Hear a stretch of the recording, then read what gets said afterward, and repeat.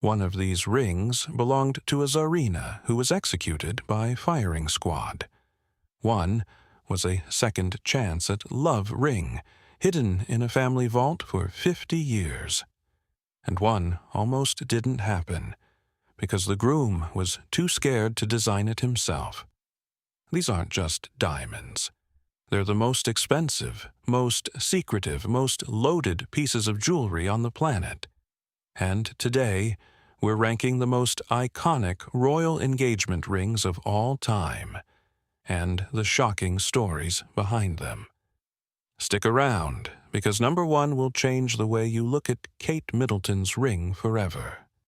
Before we start, if you're into royal history, hidden secrets, and diamonds worth more than most houses, subscribe now, because this channel breaks down the stories the palace never tells you.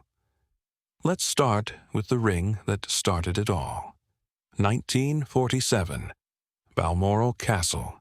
A young Princess Elizabeth, just 21 years old, is proposed to by a dashing naval lieutenant named Philip Mountbatten. The ring? A 3-carat round diamond flanked by smaller stones.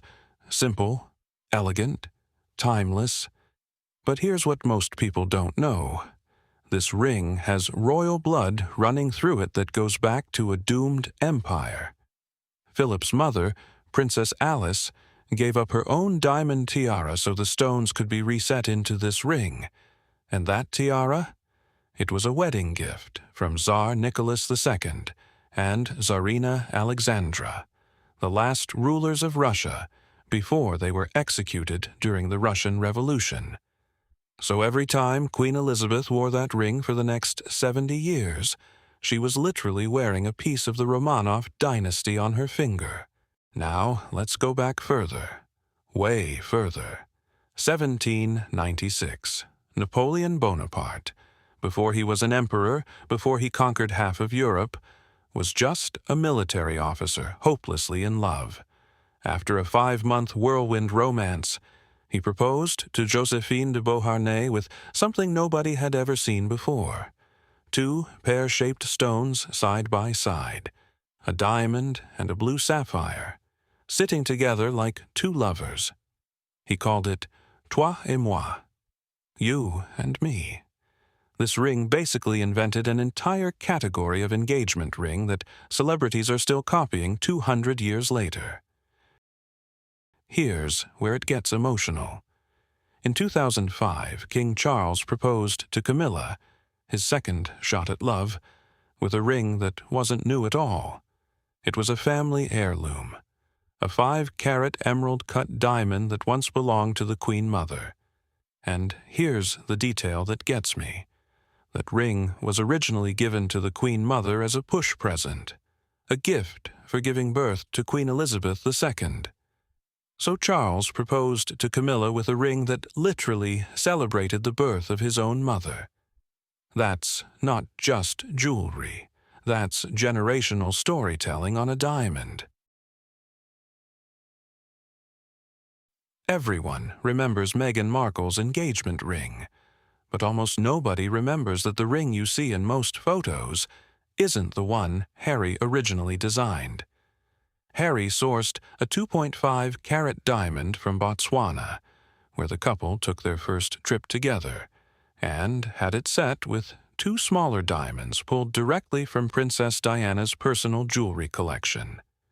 That's already emotional. His mother, literally part of the ring. But after the wedding, Meghan quietly had the ring redesigned, taking it to a New York jeweler to reset the stones on a thinner, more sparkly pavé band. Most fans never even noticed the switch. In 1956, Hollywood's biggest star walked away from her acting career for a literal prince. Grace Kelly married Prince Rainier of Monaco with a 10.48-carat emerald-cut diamond by Cartier. At the time, it was one of the largest engagement rings the public had ever seen on a global superstar. The world called it a fairy tale. It kind of was one. Not every royal followed the rules. Some completely broke tradition. Duchess Sophie's ring has 2 heart-shaped diamonds, so rare that her own husband joked, quote, "If it catches the sun, you'll be blinded." Queen Letizia of Spain skipped the solitaire completely and chose a modern diamond eternity band instead, a total shock to royal watchers.